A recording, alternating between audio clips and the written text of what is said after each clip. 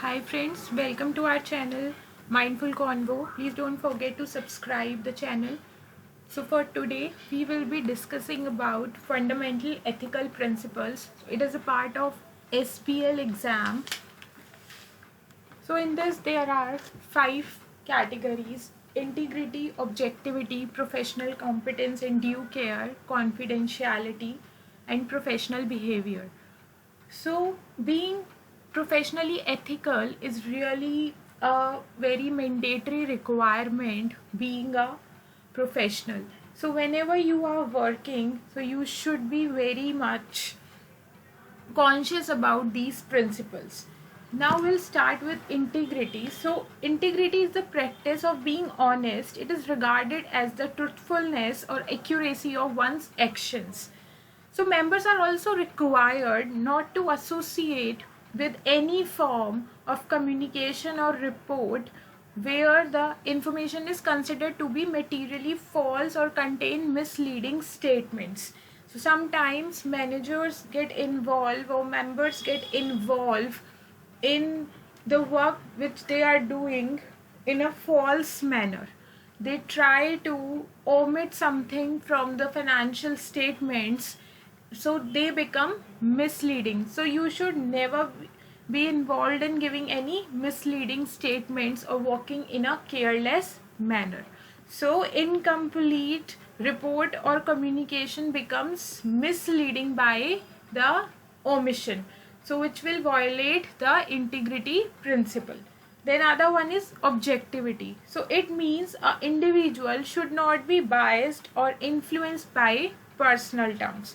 So accountants need to ensure that their professional judgment is not compromised because of bias or conflict of interest.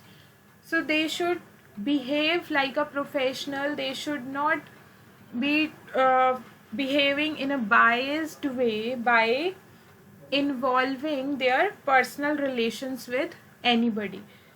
So accountants should be warned to ensure that their objectivity is intact in any business or personal relationship. Then other one is professional competence and due care. So accountants should take only those work in which they are suitably qualified and experienced, because there is no point of taking those works in which you are not competent enough.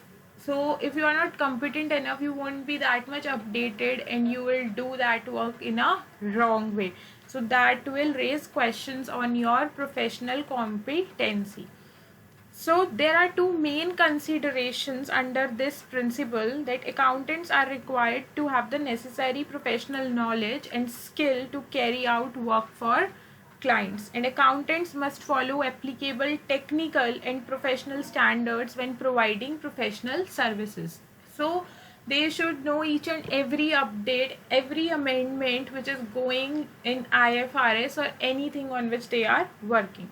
Then appropriate levels of professional competence must first be attained and then maintained. So maintenance implies keeping up to date with business and professional developments. Now other one is confidentiality. So this is the most important principle, where accountants must be confidential regarding the information they have received. They should not use that information for their personal needs.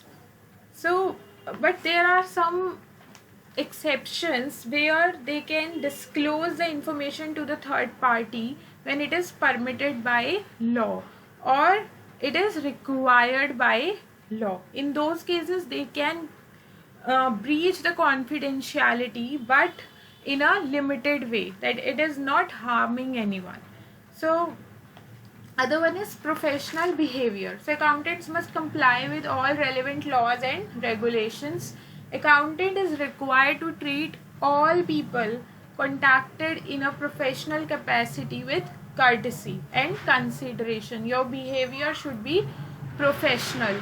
So similarly, any marketing activities should not bring the professional disrepute, because The members are the person who are important part of institute. They should never bring disrepute, they should never harm the reputation of the institute. So you should never involve in such activities. Now other part is conflict of interest. So ethical threats and safeguards.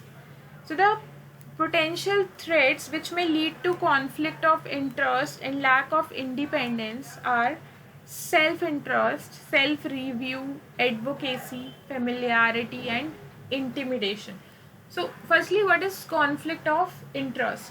So if you are doing any work and you are involving your interest in that work, then the conflict of interest arises. So here we will be studying about what are the threats which causes conflict of interest and what are the measures to safeguard those threats. So here we'll discuss them one by one. Self-interest. So these occur when personal interest of professional accountant or a close family member are affected by accountant's decisions or actions. So here the self-interest is really a very important part, where the personal interest of accountant should not come into the way he is working. Then self-review. So this type of threat occurs when professional accountant is responsible for reviewing some work that he was responsible for originally. So in the financial statements we usually see that if we are making those statements, so we can't audit. So if we are providing the audit work, we should not be accepting it. Then familiarity. So it is being familiar with the client and favoring by accepting its point of view. So you should never behave in a familiar manner. Then intimidation, being threatened for not doing something. So you should not be doing something by the threat of someone. So you should always try to avoid these type of situation. Then advocacy, supporting the client by being biased. It hampers the objectivity principle. So you should always try to behave in an unbiased manner. Now how are we going to safeguard these threats? So in the self-interest, we should avoid acting as an advocate of a client. So using different teams to carry out the work to preserve independence. So if we'll use different teams, we can easily preserve our independence. Then declaring the self-review threat and declining to undertake such work. As I have told you about financial statements, so if you have made the financial statements, you should not be auditing it. So it comes under self-review safeguard. Then advocacy. So you should follow the principle of objectivity in this. So for this you should always be behaving in an unbiased manner. Then comes familiarity. In familiarity, we can say that the safeguard would be that if you are working for any person and he is your family member, then you should avoid taking up such work. Then in intimidation, for example, let's say if you have assigned a task of auditing and you have been told to provide the good audit report, a good opinion, and if you don't provide it, then you will be threatened or you would be killed or anything. So you should not accept these types of requests. Instead, you should report these matters to the institute. Then other part is rule-based approach and principle-based approach. So here we will be discussing about the rule-based approach, where the rules are based on the fact that violation of these rules may lead to legal offense. So we should ensure that members are aware of the rules, and these rules are made so that members can follow them. and we should also ensure that members are complying with these rules or not. So it is easy to check compliance as based on facts. So if there are already facts written somewhere, then it is very easy to check that whether that particular rule has been complied or not. Then it is also easy to amend those rules whenever required. And there could be some disadvantages of this approach, that it doesn't involve any individual decision making because rules format is already decided.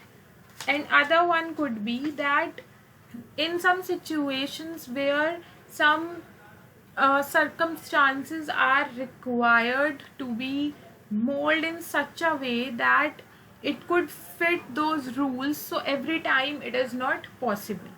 Then other one is principle based approach. So it establishes fundamental ethical principle that members must follow. So in this approach, members are provided authority to take actions in case of any repercussions. In this, there will be no legal offense, but everything is within the hand of members, that what they want to do.